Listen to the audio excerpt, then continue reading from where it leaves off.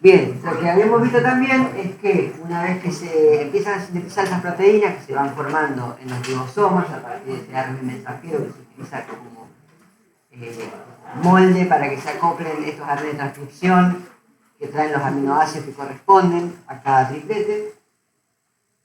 Dependiendo de dónde va la proteína, o se forma directo en el citoplasma o a veces va a parar a alguno de los componentes del ciclo endoplasmático rugoso y de ahí se deriva para su procesamiento a través de distintas partes del retículo liso o del retículo del aparato de Golgi para su destino final.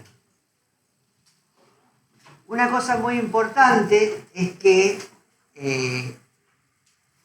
para que una proteína determinada vaya a cumplir su función, esa proteína tiene que estar. Para estar muchas veces es necesario hacerla, sobre todo porque las células en general, salvo aquellas proteínas que está usando en todo momento, toda proteína que no se usa, así como pasa con el ARN mensajero que no se usa, va a ser degradado.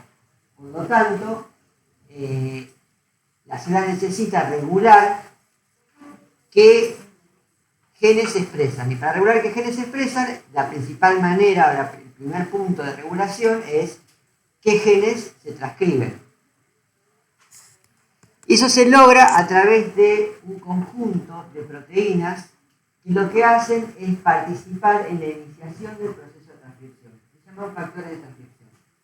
Entonces, cuando uno piensa en la expresión génica y en ese primer paso que es hacer ARN a partir de abrir una cadena de ADN y poner una ARN polimerasa en el lugar correcto y en la cadena correcta para que se empiece a hacer una copia sobre ese molde de una ARN de una sola cadena que tiene que estar sobre. No es lo mismo que empiece a leer esta cadena, cuando se habla de doble cadena, empiece a leer de acá y vaya para allá, que empiece por el mismo lugar pero vaya para el otro lado. Los ARN que se producen son totalmente distintos. Generalmente hay uno de esos ARN que es el correcto y es el que va a codificar para esa proteína, y hay otro que si engancha para el otro lado va a dar cualquier cosa. ¿Sí? Salvo en algunos organismos y en algunos lugares del genoma donde algunos genes están codificados para un lado por una cadena y para el otro lado por otra cadena. Estos factores de transcripción lo que van a hacer es ensamblarse junto a un conjunto de proteínas que van a formar lo que se llama el complejo de transcripción. Lo que van haciendo es ir ensamblándose alrededor del ADN en lugares particulares donde hay secuencias que facilitan ese ensamble, y una vez que se ensambla la cantidad correcta de factores, se inicia la transcripción. No sé si vieron ahí. Acá tienen un montón de elementos que se están acoplando. A veces hace falta algún tipo de elemento adicional, por ejemplo, este es un ejemplo de la vitamina D, que es el factor que hace falta para iniciar. Acá viene otro factor y acá donde se inicia se dispara la transcripción. Acá va la ARN polimerasa y ahí va el ARN que nace, y todos estos después se van a desarmar. ¿Qué quiere decir? Que hace falta que todos estos componentes estén presentes para que se inicie la transcripción, incluyendo, por ejemplo, ahí la vitamina D que actúa como cofactor. Eso quiere decir que si la célula puede regular la presencia o ausencia de cualquiera de estos componentes adicionales, puede regular si se va a transcribir o no este gen, en este caso una proteína que conforma parte de los huesos.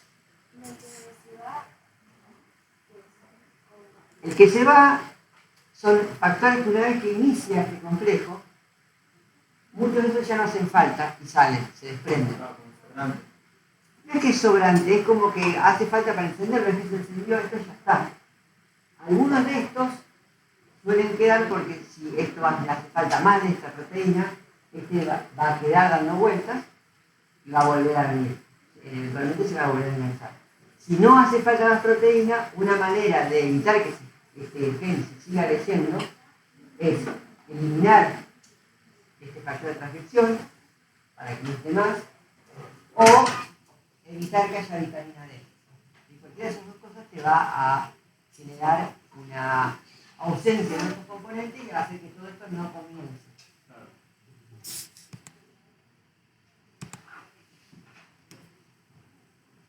manera de regular la lectura del ADN y su uso para expresarse genéticamente, si para una copia de ARN que va a dar una proteína, es evitar que el ADN se pueda abrir.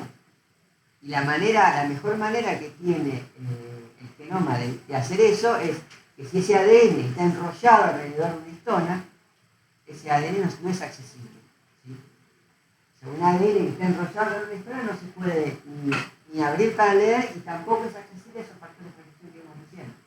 Entonces, una manera en que también se regula, se llama regulación epigenética, porque permite controlar esa información más allá del contenido de la información, es a través del estado de ese ADN en la cromatina. Si la cromatina está súper condensada, enrollada sobre sí misma, esa cromatina no se va a poder leer. Entonces, por ejemplo, esto es un nucleosoma. Acá tenemos el ADN enrollada una a dos vueltas. Esto que está acá en el centro de la histona, y son colas de la histona. Y lo que va a controlar es ese acceso de distintos componentes al ADN. El ADN activo se caracteriza por tener la cromatina relativamente descondensada, ¿sí? Lo que van a ver es un montón de nucleosomas abiertos con ADN accesible, ¿sí? Ese ADN accesible permite ser reconocido y accedido por distintos factores de transcripción, distintos elementos que van a desenrollar el ADN para poder leerlo. Muchas veces, cuando hay que apagar la expresión de un gen, se le añade lo que se llaman etiquetas epigenéticas al nucleosoma, ¿sí? Y esas etiquetas pueden o liberar el ADN para su lectura, y en este caso se mantiene encendida, pero otras veces estas etiquetas lo que hacen es que ese nucleosoma se controle. En este caso se liberó ADN, y acá está el complejo de transcripción generando ARN. En el caso opuesto, lo que sucede es que lo que se generan son estas enzimas. Lo que hacen es pueden ir moviendo, ¿no? Como que van hilando, como si fuera una polea, para ir moviendo ese carrete, y después lo que va a pasar es que a veces se cierra. Este es el ADN inactivo, y acá lo que se ve es que está súper enrollado el ADN alrededor de las histonas. Entonces ese ADN no es accesible. ¿Sí? Y estas son también etiquetas que se ponen en las colas de las histonas, que lo que hacen es incentivan, atraen enzimas que lo que van a hacer es aumentar ese grado de condensación de los nucleosomas. Y genera esta proteína inactiva. Esta cromatina activa se llama muchas veces heterocromatina, porque se ve al microscopio como mucho menos homogéneo el color, como más con conjunto de color oscuro, que no está más condensado, y menos condensado. Esta es la diferencia a nivel, digamos, ultramicroscópico, y en el microscopio se refleja a nivel de la textura que uno ve en los núcleos.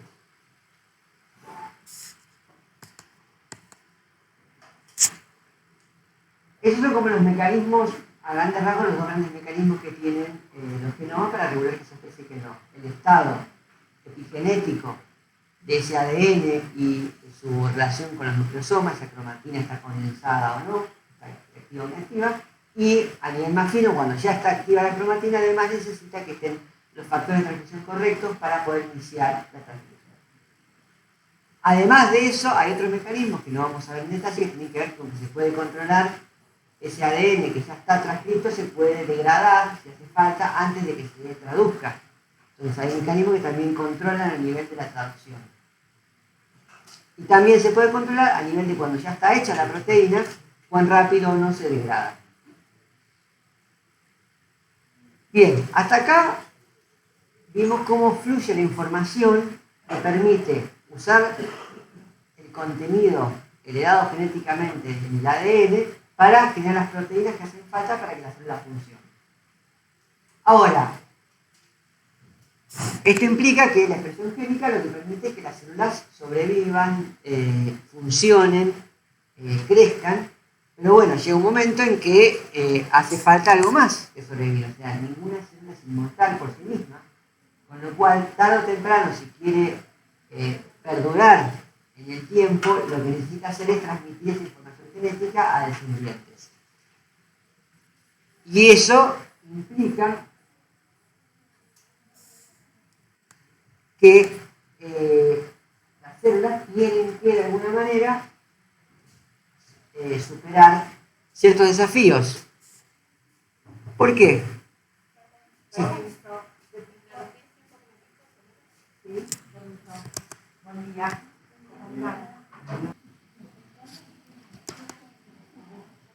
Decíamos entonces que hay un problema que tiene que ver con que los organismos unicelulares tienen un límite de tamaño. Vamos a hablar en un par de clases. Y también necesitan, por lo tanto, de alguna manera reproducirse. Y al mismo tiempo, los organismos multicelulares también tienen problemas con el tamaño. Y en este caso, tienen que resolver cómo crecen, ¿sí? O sea, los unicelulares van a estar reproducirse, es la única manera de sostener esos números. Y los multicelulares también tienen que crecer, y en ese crecimiento lo que hacen justamente también implica una reproducción a nivel de sus componentes celulares. Entonces, la pregunta es cómo se perpetúan en el tiempo, ya sea a través tanto el crecimiento de un multicelular como la reproducción de un unicelular, requiere replicación de ADN, requiere una división. Y eso va a estar dado por la división celular. Si tenemos un organismo muy simple, pensamos solamente que tiene su membrana celular y su material genético, una de las primeras cosas que tienen que hacer es replicar su ADN, ¿sí? Para poder reproducirse es fundamental que cada una de las productos de reproducción de las células hijas que se genera a partir de este producto tenga la misma cantidad de información que tiene la célula madre. Si tenía información de menos, no va a poder cumplir alguna parte de las funciones y tampoco va a poder mantener esa integridad de información a las generaciones futuras. Por lo tanto, si no hay una reproducción perfecta de todo el contenido en cada una de las células hijas, no hay una reproducción posible en largo término. Puede ser que una célula que recibe menos información pueda llegar a sobrevivir, pero esa tampoco, las hijas también van a tener información, y claro, si esa falla se repite, en un momento que se da la información y se pierde la continuidad. Por lo tanto, es necesario que por lo menos, para asegurar esa continuidad en largo plazo, que todas puedan heredar toda la información. Para heredar la información, para repartir esa información entre más de una célula, necesitamos replicar esta información. Estamos haciendo una copia. Y esa copia de la información requiere una síntesis de ADN nuevo. Esa síntesis nos termina generando dos copias del ADN original. Y estas dos copias, bueno, ahora que tiene que hacer la célula, bueno, tiene que replicar todo lo demás. O sea, tiene que generar citoplasmas, tiene organelas, tiene que reproducirla, entonces tiene que sintetizar otros materiales nuevos, tiene que replicar las organelas, tiene que crecer un poco como para que, si bien el producto de una división celular va a tener la mitad, si es simétrico, va a tener la mitad del material celular para cada una de las células hijas, tiene que haber suficiente material para que esa célula sea funcional. Una vez que hizo todo esto, que tiene todo listo para reproducirse, lo que tiene que hacer es buscar la manera de repartir equitativamente el material genético. Se imaginarán que una célula simple que tiene una única molécula de ADN, que es una copia, ahora tiene dos moléculas de ADN, la tiene fácil, simplemente una molécula para un lado, otra molécula para el otro. Ahora, una que tiene más de una molécula, por ejemplo 2, la tiene que repartir, duplica la de 4, y ahora tiene que repartir. No es 2 al azar para cada lado, porque pueden terminar las dos que sean dos que sean copias de la misma molécula de un lado y de otro lado otra, y nos sirve porque falta a cada célula le falta la mitad de la información y le sobra la otra mitad. Entonces, no es solo repartir equitativamente en cantidad, sino en calidad. Tiene que ir una molécula de cada para cada lado. Y por último, lo que falta también es que hay que, una vez que se repartió tanto el ADN como el resto de los contenidos de la célula para cada lado, esta célula se tiene que de alguna manera dividir. Se reparte todo lo demás y después tiene que separar esa descendencia. Una vez que llegamos acá, tenemos completo el proceso de división celular. Cada una de estas células va a ser independiente y realmente va a crecer hasta alcanzar el tamaño original que tenía esta célula. ¿Y después qué va a hacer? Se van a volver. Va a repetir esto, entonces esto va a formarse, puede ver como un ciclo, y este ciclo se llama ciclo celular. Esta idea de que las células, en su gran mayoría, nacen, crecen, copian todos sus materiales, sus contenidos, se dividen y vuelven a repetir eso, lleva esta idea de que las células tienen un ciclo celular. Atraviesan a lo largo de todas sus vidas un ciclo celular. Este ciclo celular lo podemos dividir en dos grandes fases. Una fase en la cual la célula no se está dividiendo, y esa fase se llama interfase, y otra parte en que la célula sí se está dividiendo. Y esa se llama comúnmente mitosis. Y este ciclo está definido principalmente en función de qué es lo que está pasando con el núcleo de la célula.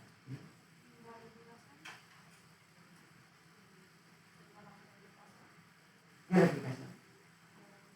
La replicación del ADN, ¿cuándo tiene que pasar? Antes de la mitosis. Perfecto. Entonces, partimos de una célula, tiene su célula celular, tiene su núcleo, tiene sus moléculas de ADN, tiene sus centríolos. ¿Qué es lo primero que tiene que hacer para poder entrar en mitosis? Como bien dijiste, tenés que replicar, hacer una copia de toda la información. Esa copia va a terminar con una copia de cada una de las moléculas de ADN que tengan.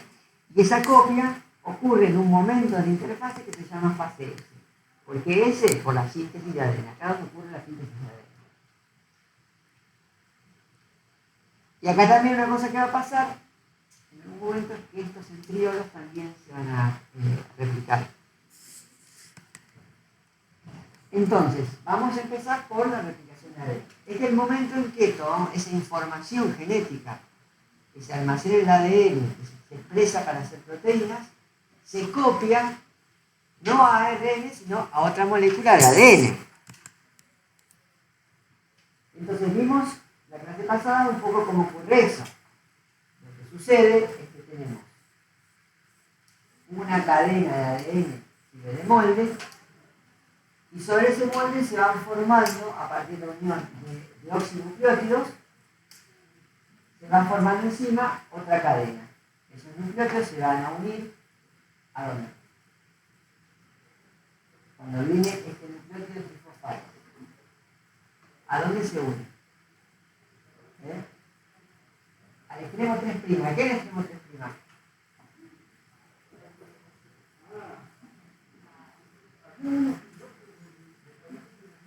Ya viene el extremo 3'.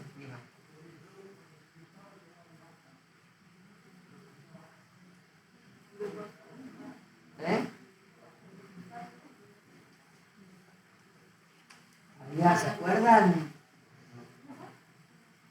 ¿Se acuerdan cómo era la estructura de la ribosa?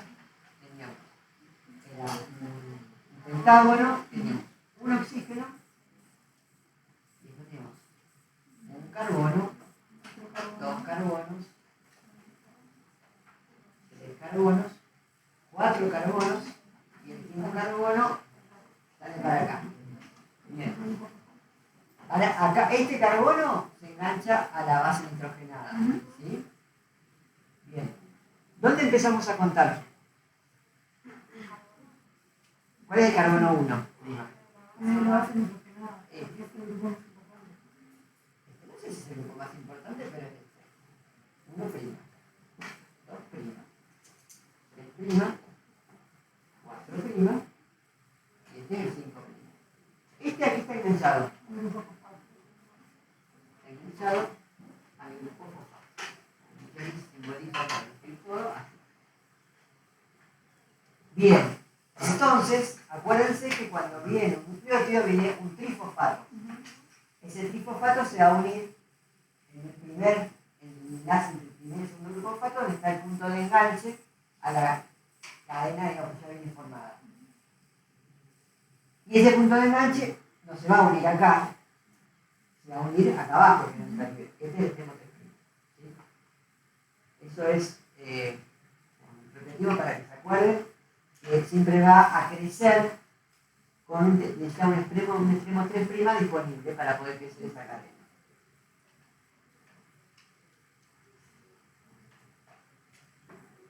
Entonces, acá se une este nucleótido de la cadena que va creciendo. Ahora, en el ARN, ¿se acuerdan que teníamos una cadena molde y una cadena que tenía el mensaje, la cadena modificante? ¿Cuál es la cadena molde cuando se tiene que replicar el ADN? O, dicho de otra manera, ¿cuántas cadenas tenemos que hacer para replicar el ADN? ¿Solo una? ¿Cuántas cadenas tenemos que hacer en una replicación de ADN? Dos, ¿sí? Porque el ADN es doble cadena. Si hacemos solo una cadena, nos va a quedar la otra mitad sin hacer. Entonces, a diferencia de cuando hacíamos, digamos, transcripción y síntesis de ARN, acá tenemos que abrir y poner, vamos a tener dos moldes, no es copiar esta cadena y esta cadena. O sea, que acá no hablamos de cadena codificante y no codificante, porque acá en realidad la información está, hay que copiarlas ambas. Ahora, hay un pequeño problemita, que es que las polimerasas de ADN, a diferencia de las polimerasas de ARN, no pueden empezar de cero. O sea, no pueden añadir simplemente un nucleótido, un deoxinucleótido. O sea, una cadena de ADN, bueno, acá pongo mi primer nucleótido y de ahí seguimos. ¿Sí? Siempre necesita tener un extremo 3' disponible. La única manera de funcionamiento de añadir un deoxinucleótido es añadirlo a un extremo' 3 libre. Y eso es como un pequeño problema, porque, bueno, ¿cómo empezamos? O sea, necesitarías que siempre haya uno disponible, pero no hay manera de empezar. Bueno, el truco es que la ARN polimerasa no necesita eso. La ARN polimerasa puede empezar de cero. Y a la ADN polimerasa, en realidad, lo que necesita es que haya un 3' disponible y no le importa si ese 3' está en una deoxirribosa o en una ribosa. Entonces, lo que hace, hay una versión de la ARN polimerasa que lo que va a hacer es sintetizar un pedacito chiquitito de ARN, a partir del cual después la ADN polimerasa le puede enganchar en el extremo 3' los deoxinucleótidos. O sea, que sintetizar un pedacito de ARN porque no pueden empezar a hacer a partir de ese pedacito de ARN va haciendo el ADN. Entonces, primero entra una variante de la ARN polimerasa que se llama primasa, que lo que hace es, cuando se abre esta cadena, va a entrar acá y va a sintetizar 2 o 3 ribonucleótidos y fosfato, los engancha uno al otro con el sobremolde, pac. Se genera este ARN cortito que se llama cebador de ARN o primer. Una vez que esté este primer, la polimerasa de ADN ya puede venir acá y enganchar a este 3' un deoxinucleótido. Entonces, y ahí sí empieza a crecer, y Y ahí va a poder empezar una cadena de ADN. Y esta va a ser lo mismo para este lado. ¿Sí? Estos fragmentos de ARN después se retiran, se degradan, y hay otra enzima que lo que va a hacer es detecta que quedan como huequitos y va como una que va cosiendo y inundando los pedacitos de ADN que van quedando. Entonces, esta horquilla, cuando esto se abre por acción de una enzima que se llama helicasa, que lo que va haciendo es que va estirando y desarrollando el ADN, va abriendo el ADN y primero entra los observadores de ARN y después entra la polimerasa de ADN. A medida que esto va creciendo, esta polimerasa va generando ADN. Ahora surge otro problema. ¿Para qué lado, en dónde puede enganchar la polimerasa para la otra cadena? La otra cadena puede enganchar acá, no puede enganchar acá. Entonces lo que sucede es que se abre un poco más, cuando tiene que se abre un poco más la replicación, en vez de empezar acá, pasa un ratito, hasta que llega hasta acá la primasa pone otro primer y empieza la polimerasa tiqui, hasta que llega acá.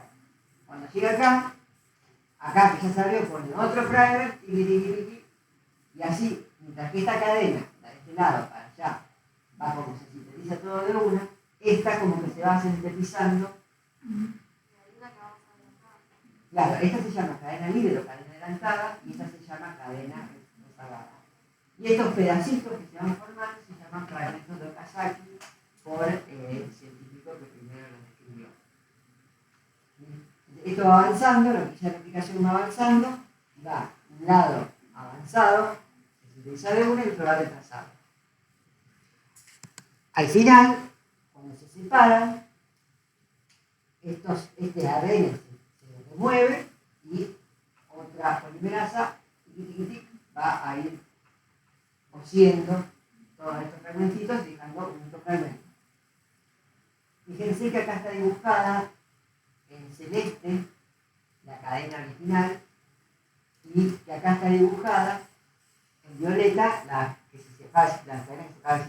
Fíjense una cosa, estas son las dos cadenas que resultan. ¿Ven que cada una de las dos cadenas tiene una hebra, una hebra original y una hebra recién sintetizada?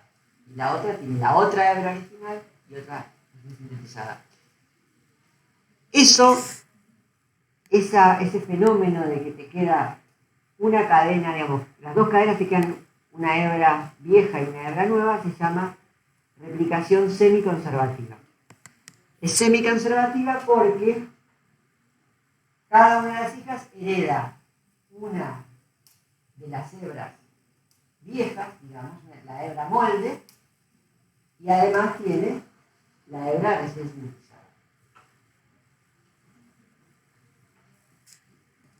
El hecho de que en una dirección determinada solamente pueda replicar sobre el extremo T' también genera estos fragmentos, y eso se dice que es una replicación asimétrica. ¿Sí? No es igual para los dos lados. Acá tenemos de vuelta la cadena adelantada y la cadena retrasada con sus fragmentos de Okazaki que después van a recuperar el ADN que falta. Esto, que por ahí, visto así dibujado, uno puede entender más o menos cómo funciona, en realidad funciona más o menos así. O sea, acá viene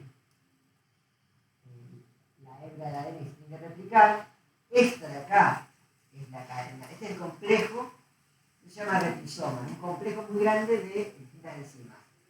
Y acá lo que se ve es, acá está, esta que está acá es la helicasa que está abriendo el ADN, por acá viene entrando, y acá hay un conjunto enganchado por esas proteínas linker, y lo que va es, acá la helicasa abre la doble cadena, y acá hay un conjunto que tiene la primasa más la ADN polimerasa, y acá está la cadena líder que va silenciando todo de una, y acá ven cómo va formando estos fragmentos de Okazaki. ¿Sí? Esto lo pasa y después se engancha para este lado hasta que llega a donde se sintetizó, para, larga y vuelve a empezar.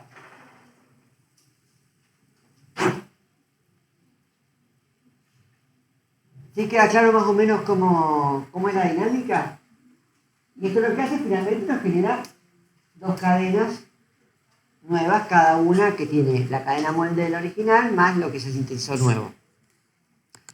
Bien, entonces todo eso tiene lugar en la fase S. Imagínense que se tiene que pasar en un montón de partes distintas de cada uno de los cromosomas a la vez para copiar a veces enormes cantidades de ADN que tiene una célula.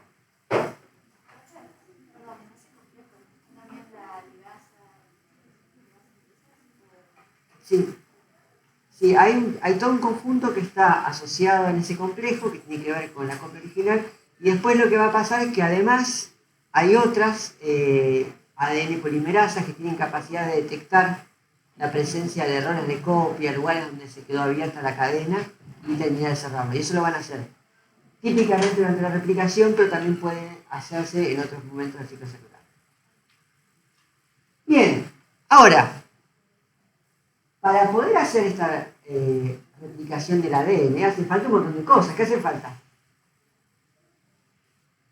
¿Qué hace falta?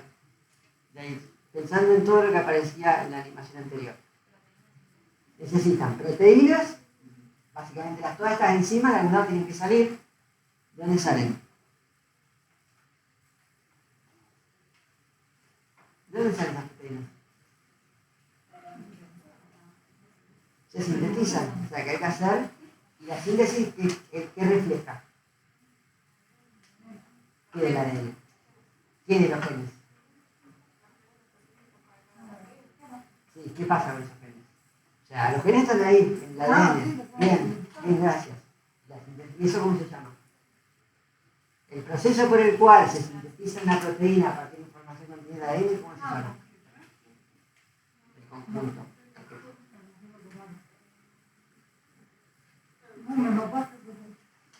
Expresión génica. Transcripción es una parte, traducción es otra parte, pero el fenómeno completo que tiene que ver con que a partir de la información contenida en el ADN para un gen termina siendo una proteína que hace una función se llama expresión génica. Bien, entonces, para que haya ADN polimerasa, helicasa, primasa y todo eso, hacen falta que esas proteínas estén, por tanto se tienen que expresar los genes que las codifican. Hay que tener una expresión génica previa a la fase S. ¿Qué más hace falta? ¿Qué otro ingrediente necesitan acá? Activadores, seguramente. ¿Qué más? ¿Con qué hacen el ADN nuevo?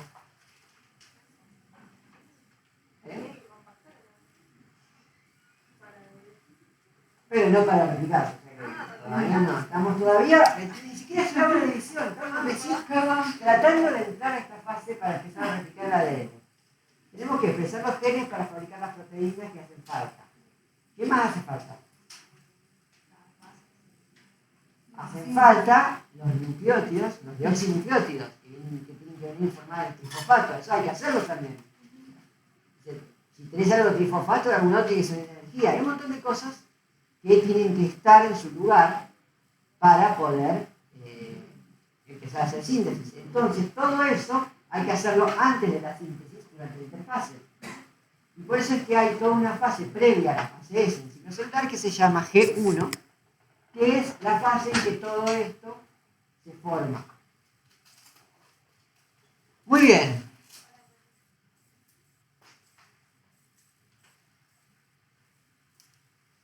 Tenemos la fase S. Perfecto.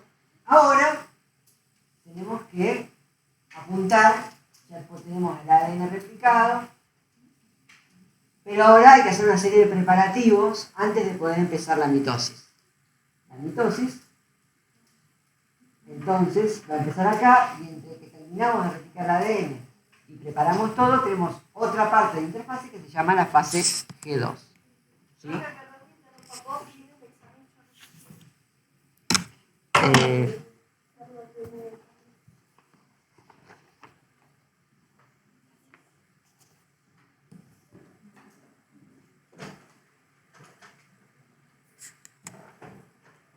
Entonces, una vez que tenemos todo listo, podemos empezar la mitosis. En la mitosis, lo que va a ocurrir es que vamos a repartir estas copias del ADN en partes iguales, en las dos partes de la célula, de modo que cuando se divide esa célula pueda cada parte heredar el contenido completo de la información genética. ¿Cómo logramos eso? Bueno, asegurándonos que haya orden. Para ordenar, lo primero que sucede es una parte de la mitosis que se llama profase. ¿Cuál es el objetivo de la profase? Empezar a ordenar este material. ¿Cómo se ordena este material? Bueno, ¿se acuerdan que yo les decía que el material genético lo que va a hacer es la cromatina se va a empezar a condensar, o sea, ya viene formando estos nucleosomas, estos nucleosomas se van a empezar a compactar, a ordenar sobre sí mismos, y finalmente van a dar lugar a unos cuerpos de ADN y proteínas supercondensados que se llaman cromosomas. Estos cromosomas consisten en cada molécula de ADN con su copia, ¿sí? Acuérdense que después de la replicación cada molécula está por duplicado, tiene una copia. Y van a formar entonces estos corpúsculos que se llaman cromosomas, cada uno representando las dos copias de cada molécula. A su vez, lo que va a pasar es que estos centríolos, que ya se replicaron en la interfase, se alejan y se ponen en polos opuestos de la célula, y a partir de esos centríolos se empiezan a crecer microtúbulos. Esos microtúbulos lo que van a hacer es formar una estructura que se llama áster, que es como una especie de andamiaje que va a servir para enganchar los cromosomas y ubicarlos en el lugar correspondiente. Estos cromosomas lo que van a hacer es, van a engancharse en los microtúbulos del áster y van a migrar a lo que se llama el ecuador de la célula, que es como una región, un plano central donde se van a acomodar todos. Cuando eso ocurre, cuando llegan a ese plano, hablamos de un cambio de fase, lo que se llama metafase. En la metafase, lo que vamos a ver es que tenemos los centríolos en los extremos, tenemos toda esta especie de jaula de tubulina y los cromosomas bastante prolijamente alineados en este plano central de la célula, que se llama plano ecuatorial. ¿Por qué hacen esto? Porque una vez que están acá, lo que va a suceder en la fase siguiente, que se llama anafase, es que se van a empezar a separar. ¿Cómo se separan? Bueno, vieron que yo les dije que ustedes tenían una célula original, una célula de ADN original que se copió, o sea que ahora tienen dos y están juntas, y estas se condensaron. Entonces cada una de esas, que esta es una copia, y acá está la otra, ¿sí?, quedan enganchadas en el centro por una estructura de proteína que se llama centrosoma o centrómero. Acá es donde se van a enganchar los microtúbulos, y lo que sucede durante la anafase, después de la anafase, es que estos se separan, estos dos se separan, y estos microtúbulos se empiezan a cortar, y cada uno de estos empieza a migrar en dirección opuesta. Y esto se repite para cada cromosoma. Y eso permite que para cada cromosoma una de las moléculas de ADN vaya para un lado, en las copias, y la otra copia vaya para el otro lado. ¿Sí? Cada una de estas moléculas de ADN de un cromosoma se llama cromátila.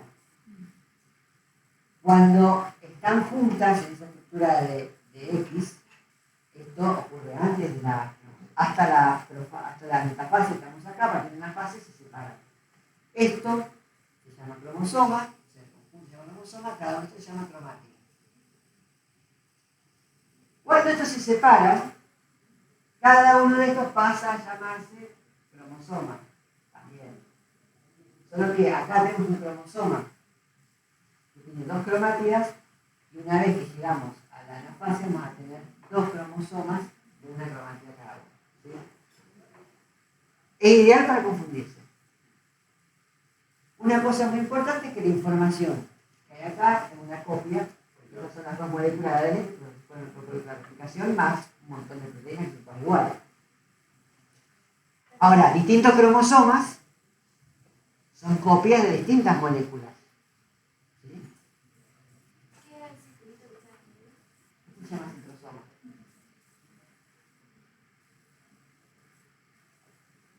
Gracias. Bien, entonces, en la anafase lo que sucede es que se separan las cromátidas se llaman cromátidas hermanas, las cromátidas que vienen del mismo cromosoma se llaman cromátidas hermanas, se separan y van siendo arrastradas por los microtúbulos hacia los poros celulares. Una vez que llegan, comienza la última fase que se llama telofase y que ocurre al mismo tiempo por otro proceso que se llama citogenesis, que es la separación efectiva de las células. O sea, todo esto tiene que ver con lo que pasa con los cromosomas y después las células además se tienen que separar. Y entonces lo que ocurre finalmente es que, por un lado, los cromosomas alcanzan los extremos, se empieza a formar alrededor de esas cromátidas separadas, se empieza a formar de nuevo una membrana nuclear y se empiezan a descondensar, ¿sí? Para alcanzar la conformación original. Al mismo tiempo, la célula esta se empieza a dividir en dos. Entonces, una vez que termine este proceso, volvemos a entrar en G1, acá está la célula en G1, y retomamos el ciclo. El gráfico de la anafase entonces es el tercero de S. Sí, esto representa la fase y acá ya estamos en la fase.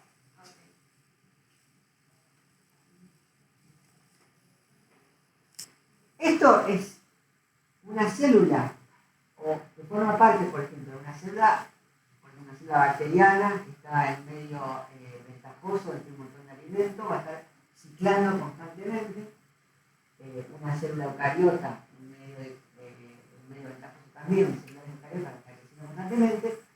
Células que pertenecen a tejidos de especies multicelulares, que en la zona donde hay crecimiento rápido también está pasando lo mismo. O sea, termina la mitosis, entra en G1, se prepara, consigue todo lo que necesita para replicar el ADN, prepara todo para hacer la mitosis y sigue ciclando. O sea, se habla de células que están en el ciclo activo. Muchas veces, sobre todo en organismos multicelulares, llega un momento en que las células se tienen que replicar más. ¿Sí? Alcanzan un tamaño, una morfología, una forma apta para su función dentro de un tejido y tienen que dejar de replicarse. En general, lo que sucede es que si la célula se va a dejar de replicar, ¿a dónde tendría que parar? ¿En qué parte del ciclo? ¿En qué parte está la mitosis? Después de la fase. No, después de la interfase estamos en mitosis. No, digo, antes de la interfase. Sí, después de la interfase. Tiene que ser en la interfase. Después de la interfase tiene que estar en mitosis, así que no.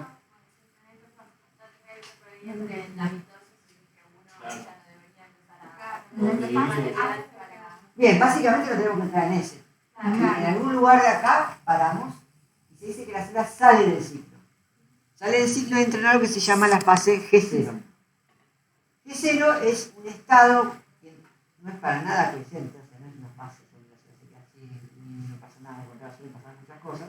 Pero en G0 es como que la célula no está en el futuro inmediato pensando en dividirse, por ejemplo, no va a utilizar nueva ADN. ¿Sí? Muchas células entran a G0 y no salen nunca más, y hay células que cuando hace falta salen de G0, entran en G1 y retoman el ciclo. Estos puntos son muy importantes. ¿Sí? Entrada a G0 y salida de G0 son puntos muy importantes porque tienen que ver con la regulación de que una célula esté o no ciclando y por lo tanto reproduciéndose. Si vemos el proceso de un modo un poco más dinámico, repasando, nosotros tenemos entonces un G1, una fase S, un G2, toda la interfase, y después vamos a tener la fase M, que es la de la mitosis, y donde ocurre la división celular. Mitosis y división celular no son sinónimos. La mitosis tiene que ver con la división del núcleo y la citocinesis tiene que ver especialmente con la división de la célula.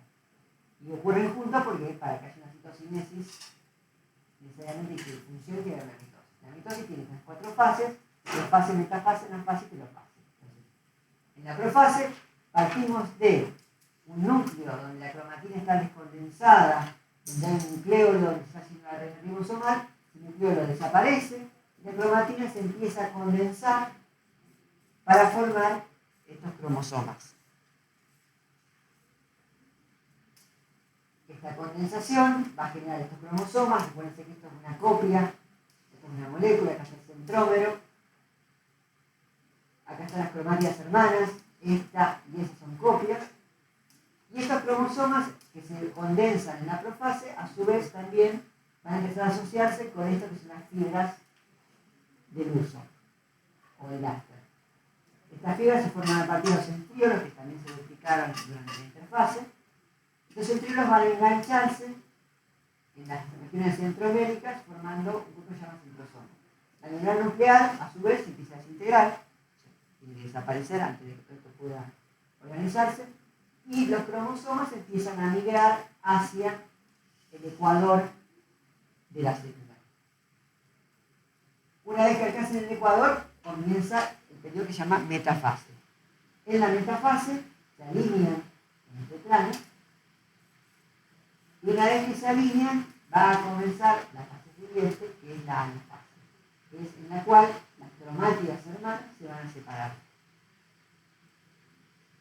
Entonces, en la anafase, vamos a ver que se empiezan a cortar las fibras del uso,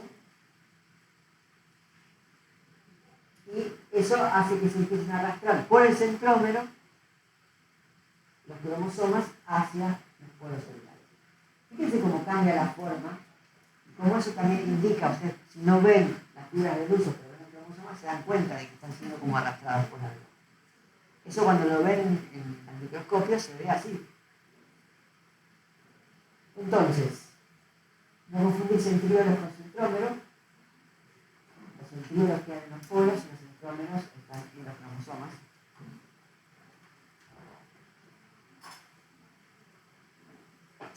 Y en la telofase lo que ocurre es que se vuelve a reformar la membrana nuclear y se desconcentran los cromosomas, se condensan y van a formar una nueva cromatina. Entonces tenemos la mitosis, con estas 4 fases, y luego lo que tenemos es la división de la célula, que empieza a ocurrir junto con la telofase. En las células animales esa división ocurre con una constricción movida por el citoesqueleto, que lo que hace es como una bolsa que va siguiendo, va agotando la célula hasta que la separa en dos. En las células vegetales de las plantas que tienen una pared celular rígida, eso no puede pasar. Entonces lo que ocurre es que un montón de vesículas de membrana se empiezan a formar y empiezan a formar una pared, una placa celular que va a terminar dividiendo a las dos células. Y algo parecido también ocurre en las células de los hongos.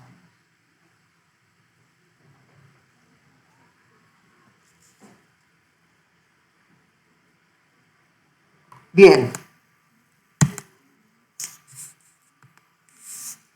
Algunas variantes, esto se ve en el microscopio.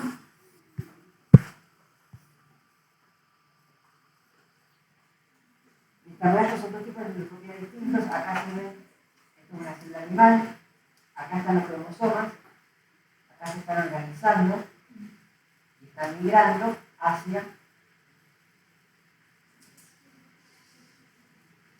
el ecuador de la célula. Esta es la que se llama la placa de metafase, que es donde está este plano, y ahí se separan. No se ven las fibras del uso, al microscopio en las funciones, pero se nota, porque porque acá están ya los núcleos, acá están, fíjense cómo se están desarmando esos cromosomas, están deformando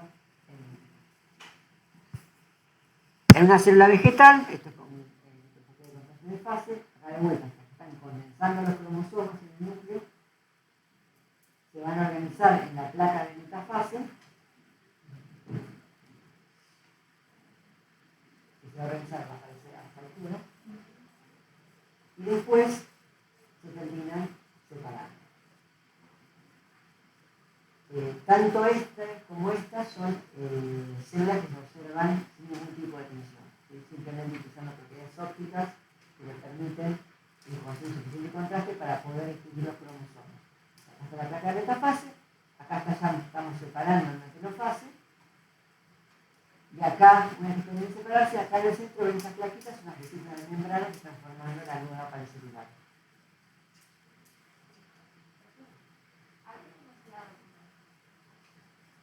Varía un poco, esta está toda en acelerado, pero puede tomar una media hora, una hora. Sí, es relativamente rápido, o sea, no es tan rápido como está mostrado acá, pero es un proceso rápido. ¿Qué pasa con las organelles? Se reparten. ¿Sí? Generalmente las mitocondrias, bueno, las mitocondrias como siempre están en gran número, previo a la fase S, para la fase G, también se van replicando y después se reparten, quedan más o menos exteriormente repartidas. Un último ejemplo, acá en versión de nado sincronizado. Demuestra acá, representando en esta pileta con forma de células ya simétricas, tenemos los centrosomas, los centrómeros que van a, los centríolos que van a, con microtúbulos, que le dan un uso. De ese uso se enganchan las cromátidas hermanas, que luego van a tirar, utilizando motores de esqueleto para cada lado, generando una protección, y acá donde ven las vesículas de membrana a sellar el espacio de la célula. Más ejemplos. Esto creo que es células de riñón. Acá están teñidos. El ADN está teñido de rojo y el citoesqueleto está teñido de verde. Y acá pueden ver cómo se forman el uso y se van separando en las placas de metafase. A veces hay errores, como en este caso, donde una secreción triple y eso genera un problema. Sí, pasa. ¿Cuántos quedan? ¿Dos? ¿Quién mira el box? ¿Quién mira el box de biología? Si no está abierto el micro.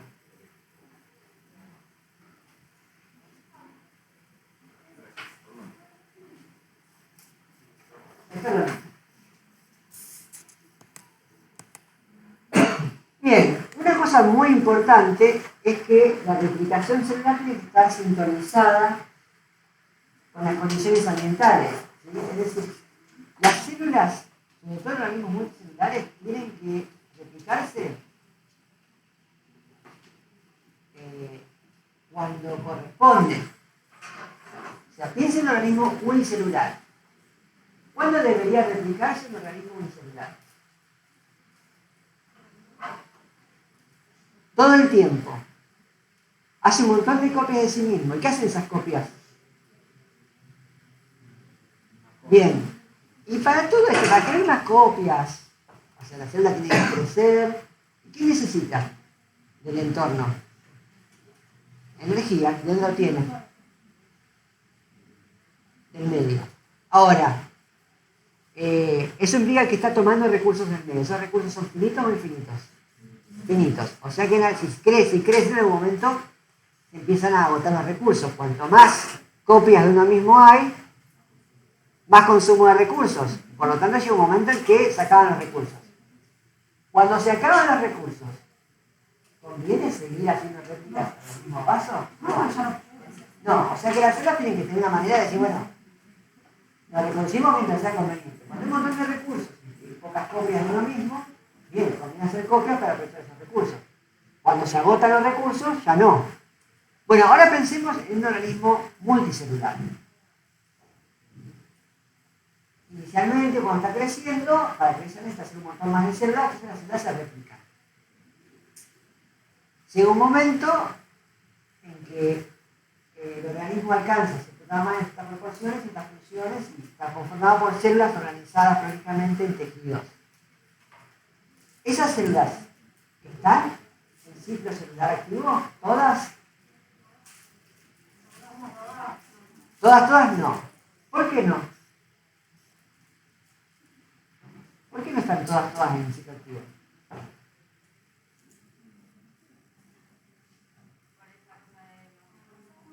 Por esta cosa de los recursos. ¿Y qué más? Porque un organismo multicelular generalmente tiene una organización determinada donde alcanza cierto tamaño que hace la función, cierta proporción de células organizadas de distintas capas, tejidos, órganos.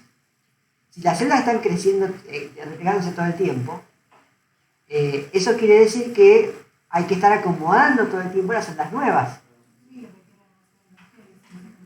Primero eso, y segundo que hay tejidos que ya tienen una proporción determinada de células y un tamaño, tienen una tasa a la cual algunas células se mueren y hay que reemplazarlas por reproducción celular, pero si hago más células de las que necesito reemplazar, ¿qué pasa? Tenés más tejido, tenés más células y finalmente además tenés más desorden. Y cuando eso pasa, o sea, en principio decimos, bueno, entonces es necesario que en el organismo multicelular las células que se reproduzcan sean solo las que tienen que estar reproduciéndose. Las demás no. ¿Qué pasa cuando eso no se cumple?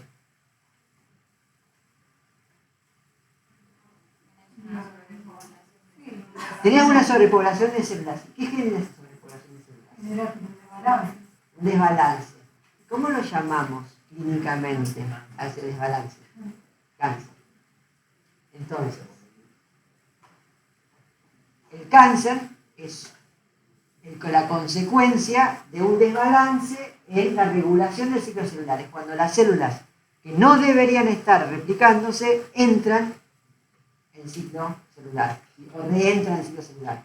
Así que hay un montón de células que tendrían que estar en G0 y que en vez de estar en G0 pasan de vuelta a G1, S, G2, M. Y ciclan. Entonces es muy importante que existan puntos de control para regular la replicación. ¿Dónde están esos puntos de control? Bueno, hay un montón. Hay un montón de puntos de control. Pero los más importantes, uno está en lo que se llama la transición entre G1 y S. Es decir, el momento en que empiezo a replicar el ADN. Antes de empezar, hay un chequeo que pregunta, ¿es el entorno favorable? ¿Tengo todo lo que necesito? ¿Está lo que tiene que estar para replicar? ¿Tengo todos los nucleótidos trifosfato, las enzimas, las proteínas que tengo que hacer? Si la respuesta es sí, se entra el ciclo y se procede a fase S.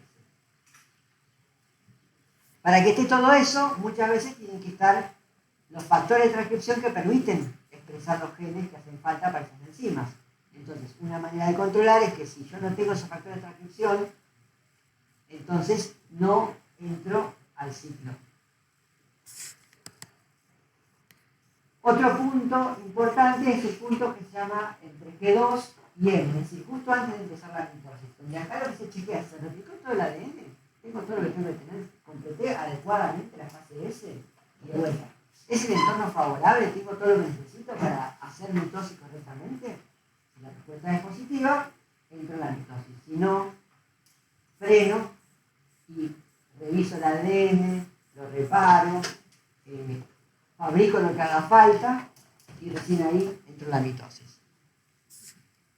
Y finalmente hay un punto más importante que es la transición entre la metafase y la anafase, que es cuando los cromosomas, chequea si están todos los cromosomas conectados al uso. ¿Llegaron todos a la placa metafásica? ¿Están todos en ese cuadro celular enganchados como corresponde? Si eso no ocurre y empieza la anafase, va a haber una repartición no igual de cromosomas y que van a generar células que van a ser defectuosas. Entonces, acá hay otro punto de control.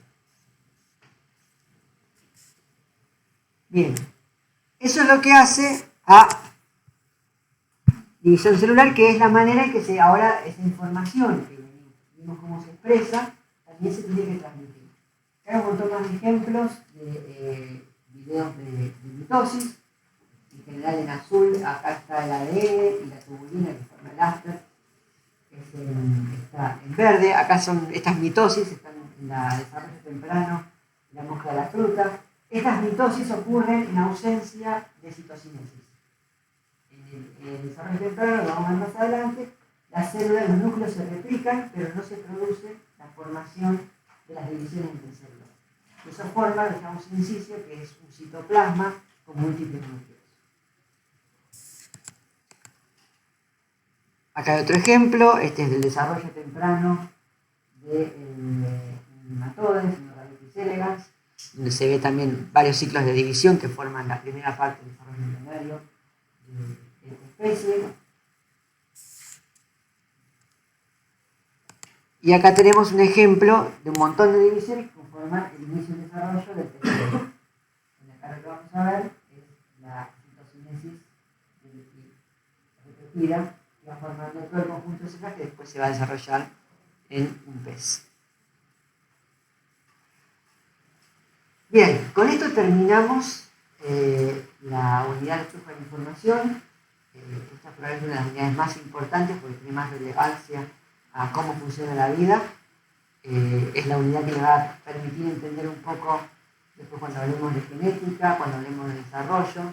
Es la unidad que conecta todo lo que vemos a nivel de macromoléculas con lo que vemos a nivel de célula y a nivel multicelular, con lo cual es muy importante que la tengan muy clara. Les recomiendo encarecidamente que vayan a la bibliografía, la lean, que miren la cantidad enorme de información que hay hoy en día en las técnicas modernas que permiten hacer imágenes en vivo de estos procesos son espectaculares y la verdad que permiten un nivel de comprensión de la dinámica de estos procesos que es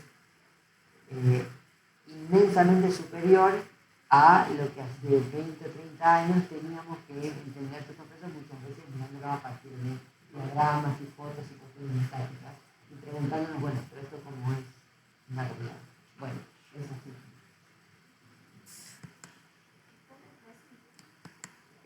Está la parte de la clase de la semana pasada y esta va a estar cuando la suba.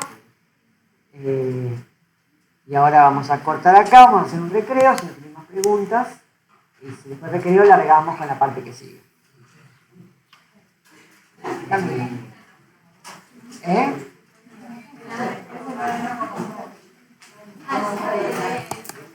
Sí.